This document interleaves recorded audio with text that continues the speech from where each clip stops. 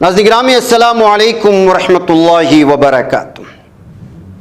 सीधी बात के ताज़ा तरीन प्राइम टाइम में आप लोगों का इस्तकबाल है। नाज़रीन मैं अंसार अजीज़ नदवी इस वक्त एक और अहम तरीन मौजू, जो मौजू इस वक्त भारत में सुलगता हुआ मौजू है, हजारों नहीं लाखों तलबा का मुस्तकबिल जिसकी वजह से तबाह बर्बाद हो जाता है, जिनकी उम्मीदें खत्म हो जाती हैं और ख्वाब टूट जाते हैं। कई कई लोग डिप्रेशन का शिकार हो जाते हैं। जी हां, पेपर लीक, एग्जाम में दिए जाने वाले सवालात का अचानक सामने आ जाना और इसमें लाखों करोड़ों हजार का घोटाला होना। इस मौके पर एक मौजू चला, लोग जानते नहीं है कि यह पेपर लीक होता कैसे है, कौन एग्जाम्स कराते हैं, हुकूमत किसको जिम्मेदारी देती है, ये किस तरह का प्रोजेक्ट होता है। एक कंपनी को ब्लैकलिस्ट कर दिया गया है। जब उसके बारे में आपको तफसीलात समझ में आएंगी तब समझ में आएगा कि एग्जाम्स कौन मुनाकिद करता है, पेपर लीक करवाने में किसका क्या काम होता है और कैसे फायदा होता है। गुज़िश्ता हफ्ते उत्तर प्रदेश हुकूमत ने यूपी पुलिस कांस्टेबल भर्ती इम्तिहान में हुए पेपर लीक के पेश नज़र इम्तिहान कराने वाली अहमदाबाद गुजरात की company Edutest solutions private limited को ब्लैक लिस्ट कर दिया। दीवार की तहकीकात में इंकिशाफ हुआ है कि कंपनी कई रियासतों में पेपर लीक और भर्ती घोटाले के इल्जामात का सामना कर रही है।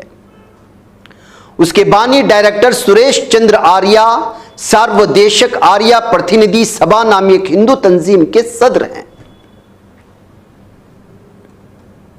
पेपर लीक के बारे में तो खबरें आ रही हैं, लेकिन ये अंदरूनी खबरें आपको आ रही हैं। जो घोटाले के लिए कंपनी सामना जो कर रही है घोटाले के इल्जामात का, उसके बानी जो है वो डायरेक्टर सुरेश चंद्र आर्या सार्वदेशिक आर्या प्रतिनिधि सभा नामी एक हिंदू तंजीम के सदर हैं, सुरेश चंद्र आर्या। इनके प्रोग्रामों में वजीर आजम नरेंद्र मोदी समेत बीजेपी के तमाम बड़े बड़े लीडर शामिल होते हैं। ये हकीकत सुनाना है जो दुनिया आपके सामने नहीं रख रही है। इसलिए पेपर लीक के मामले में जब पार्लियामेंट में गुफ्तगू करने की कोशिश होती है तो दबा दी जाती है या स्पीकर की जानिब से इजाजत नहीं मिलती। वजह क्या है, इन वजूहात को जानिए। पहले कई रियासती हुकूमतें इस कंपनी को ब्लैक लिस्ट कर चुकी हैं। खुद बीजेपी हुकूमत है यूपी में, योगी की हुकूमत वो इस मरतबा ब्लैक लिस्ट कर दी। सुरेश चंद्र के बेटे यानी एडुटेस्ट के मैनेजिंग डायरेक्टर विनीत आर्या को 2017 में जेल भी हो चुकी है। उसके बावजूद वजीर आजम की सरबराही वाले मरकजी हुकूमत के एक इदारे के अलावा कई रियासतों की बीजेपी हुकूमतें उसे इम्तिहानात कराने का ठेका देती रहती हैं। इल्जामात भी हैं, इससे पहले भी जेल भी जा चुका है शख्स। इसके बावजूद मरकजी हुकूमत के इदारे इसी कंपनी को पूरे मुल्क में या अपने अपनी रियासतों में इम्तिहानात कराने की ठेका देकर के करोड़ों रुपए हवाले करती है। दीवार ने पिछले दिनों में इम्तिहान के कई घोटालों का पर्दाफाश किया। गुजरात की सरकारी भर्तियों में हो रहे घोटालों और बीजेपी लीडरों की मुबैना शमूलियत की गहराई से छानबीन की है। इस बार गुजरात की एक और कंपनी का बही खाता मुलाहजा कीजिए। गुज़िश्ता 20 जून को उत्तर प्रदेश हुकूमत ने एडुटेस्ट को ब्लैकलिस्ट किया। इस कंपनी को इम्तिहान कराने की जिम्मेदारी दी गई थी। कांस्टेबल की 63,244 आसामियों के लिए 17 और 18 फरवरी को 43 लाख से ज्यादा उम्मीदवारों ने इम्तिहान दिया था। नंबर का गैप देख लीजिएगा, कितने आसामियों की जरूरत है? 63,244 कांस्टेबल की। दरखास्त गुजारों की तादाद कितनी है? 43 लाख से ज्यादा उम्मीदवारों ने इम्तिहान दिया था। बेरोजगारी के बारे में जो लोग बात नहीं करते ना, ये नंबर रखिए, समझ में आती है बात। जहे किस्मत, चलो यार इम्तिहान देकर के इतनी नौकरियां तो हासिल कर लें, पर्चा लीक हो गया। रियासत भर के उम्मीदवारों ने राजधानी लखनऊ पहुंचकर कई दिनों तक एहतिजाजी मुजाहरा किया गया। बिलाखिर योगी आदित्यनाथ की हुकूमत को इम्तिहान रद्द करना पड़ा। बआसानी से इम्तिहान रद्द कर दिया, लेकिन इसके दरमियान में जो आसामी होते हैं, जो दरख्वास्त गुजार होते हैं, 43 लाख से ज़्यादा उम्मीदवार, इनकी मेहनतें, इनकी जद्दोजहद, इनकी उम्मीदें, आप अंदाज़ा लगा सकते हैं इनकी जहनी हालत का क्या जो है कचरा किया गया होगा। मामले की तहकीकात कर रही यूपीएसटीएफ ने विनीत आर्या को कई नोटिस भेजे, लेकिन वो तफ्तीशकारों के सामने पेश नहीं हुए, छोड़ दिया गया। यानी कि 43 लाख से ज़्यादा आसामियों के साथ, उनकी ज़िंदगियों के साथ खिलवाड़ करने वाले, उनके मुस्तकबिल के साथ खिलवाड़ करने वाले इस विनीत को तफ्तीशकारों के सामने पेश न होने की वजह से छोड़ दिया, उसके खिलाफ कोई कार्रवाई नहीं। खबरों के मुताबिक आर्या एसटीएफ की तश्कील के बाद अमेरिका फरार हुआ। एसटीएफ का कहना है कि पेपर लीक कंपनी के अहमदाबाद वाक़ई गोदाम से हुआ था। गोदाम जहां मौजूद था ना, वहां से पेपर निकाल करके आम कर दिया गया था। यानी कि उसी के कंपनी में काम करने वाले, उसके गोदाम में काम करने वाले। एसटीएफ अब कंपनी के बैंक खातों और काल की तफसीलात की छानबीन कर रहा है। एसटीएफ ने इस मामले में 6 जून को 900 सफ़हात की चार्जशीट दाखिल की। 18 मुलजिम गिरफ्तार किए गए। गुजरात की इस कंपनी का यह पहला तनाज़ा नहीं है। ये कंपनी पेपर लीक और संगीन बेज़ाब्तगियों की वजह से पहले भी ब्लैक लिस्ट हो चुकी है। इसके बावजूद उसे पेपर छापने और इम्तिहानात कराने के ठेके मिलते रहते हैं बीजेपी हुकूमत की जानिब से। गुज़िश्ता साल बिहार ने ब्लैक लिस्ट किया था इसको। 20 अक्टूबर 2023 की बात है। Bihar school examination board Patna के एग्जाम कंट्रोलर ने एडुटेस्ट सॉल्यूशंस को एक खत लिखा था, जिसकी एक्सक्लूसिव कॉपी दी वायर के पास मौजूद है। उसी के हवाले से दी वायर ने रिपोर्ट दी। खत में कंपनी के प्रोजेक्ट मैनेजर को मुत्तला किया गया था कि कमेटी उनकी एजेंसी को संगीन लापरवाही और गैर पेशा वराना तर्ज अमल की वजह से ब्लैकलिस्ट कर रही है। एडुटेस्ट की लापरवाही को दर्ज करते हुए कमेटी ने लिखा, सेकेंडरी टीचर के लिए अहलियती टेस्ट डीएलएड, मुश्तरका दाखिला इम्तिहान, सुमलता रिहायशी स्कूल क्लास 11 के दाखिला इम्तिहान के इनेकाद में लापरवाही की वजह से आपकी एजेंसी को 3 साल के लिए बैन किया जाता है और बिहार की स्कूल एग्जाम से मुताल्लिक कामों के लिए 3 साल के लिए ब्लैक लिस्ट में डाला जाता है। कमेटी ने इम्तिहानात के दौरान टेस्ट की लापरवाही, गैर जिम्मेदाराना इक़दामात का तफसील से जिक्र किया है। मिसाल के तौर पर एडुटेस्ट ने 5657 उम्मीदवारों को सानवी असातिज़ा की अहलियत के इम्तिहान में इंतहाई कम नंबर स्कोर करने के बावजूद उन्हें पास करते हुए वेबसाइट पर उनके नताइज अपलोड कर दिए थे। अब बताइए, अब इस तरह के लोग जो टीचर बनेंगे सेकेंडरी, क्या पढ़ाएंगे? बच्चों की मुस्तकबिल के साथ खिलवाड़ होगा। खैर, इस पाबंदी से एक दिन पहले यानी 19 अक्टूबर को साइंस और टेक्नोलॉजी की वजारत के तहत आने वाली CSIR, council of scientific and industrial research ने एडुटेस्ट को सेक्शन ऑफिसर ESO और असिस्टेंट सेक्शन ऑफिसर ESO के आसामियों के लिए भर्ती इम्तिहान कराने के लिए 8 करोड़ रुपए का ठेका दिया था। 8 दिसंबर 2023 को यानी बिहार में पाबंदी के 1.5 माह बाद CSIR ने इन आसामियों पर भर्ती के लिए दरखास्त का अमल शुरू किया। CSIR के चेयरमैन खुद वजीर आजम नरेंद्र मोदी हैं। एक तरफ बिहार में 3 साल के लिए बैन किया जाता है, पाबंदी आयद की जाती है, उसी के कुछ दिन पहले कहीं या कुछ दिन बाद, एक दिन पहले पाबंदी की एक दिन पहले साइंस और टेक्नोलॉजी की वजारत के तहत आने वाले यानी मरकजी हुकूमत के मातहत में आने वाले CSIR, council of scientific and industrial research ने इस सेक्शन ऑफिसर को 9 करोड़ का ठेका देती है ESO के आसामियों की भर्ती के इम्तिहानात कराने के लिए। और CSIR के चेयरमैन खुद वजीर आजम नरेंद्र मोदी हैं।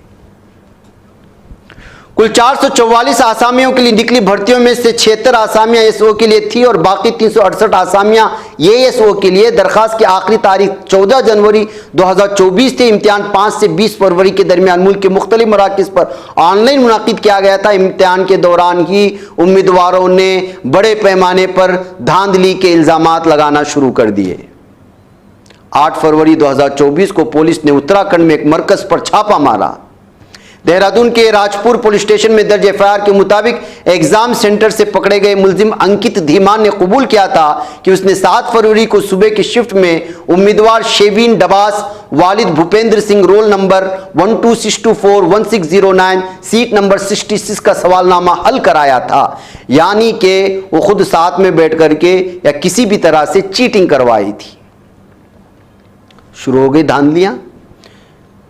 इसी तरह 20 फरवरी को राजस्थान के कोटपतली बहरोड जिले के बहरोड थाने में एक एफआईआर दर्ज की गई थी, जिसके मुताबिक मुलजिम रवि यादव ने कबूल किया कि वो एसओ और एएसओ की भर्ती के इम्तिहान में नकल करवा रहा था।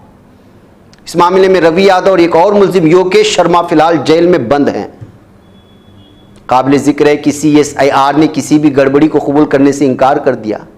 जब उम्मीदवारों ने सेंट्रल एडमिनिस्ट्रेटिव ट्रिब्यूनल सीएटी से रुजू किया तो सीएसआईआर ने अपने जवाबी हलफनामे में दावा किया कि मुलव्वस उम्मीदवारों के इम्तिहान में शिरकत की इजाज़त नहीं दी गई। लेकिन अंकित धीमान ने जिस लड़की शेवीन डबास को नकल कराने के हवाले से बयान दिया था, 3 जून को सीएसआईआर के जारी करदा नताइज में उसका नाम शामिल था। यानी शेवीन पहले मरहले के इम्तिहान में पास हो चुकी थी। इसके बावजूद सीएसआईआर ने इस भर्ती के लिए दूसरे मरहले के इम्तिहान की तारीख का ऐलान किया। इम्तिहान 7 जुलाई को मुनाकिद किया जाएगा। कंपनी की दागदार तारीख और पेपर लीक के केस में इजाफा होने पर नाम की तब्दीली कर दी गई। एडुटेस्ट सॉल्यूशंस प्राइवेट लिमिटेड का दावा है कि वो 1981 से मुख्तलिफ किस्म के इम्तिहानात करवा रहा है। दिलचस्प बात यह है कि एडुटेस्ट की वेबसाइट के मुताबिक उसने पिछले 40 सालों में 113 करोड़ इम्तिहानात करवाए हैं और ये सब बेअयब रहे हैं।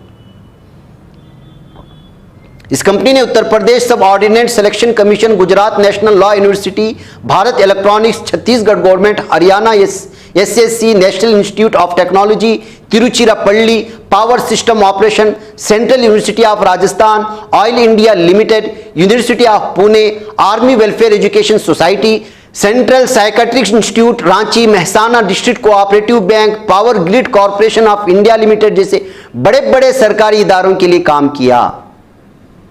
गौरतलब है कि एडुटेस्ट सॉल्यूशन प्राइवेट लिमिटेड को पहले कॉन्फिसिक प्राइवेट लिमिटेड के नाम से जाना जाता था, लेकिन पेपर लीक केस में नाम सामने आने के बाद उसने अपना नाम बदलकर एडुटेस्ट सॉल्यूशन प्राइवेट लिमिटेड रखा।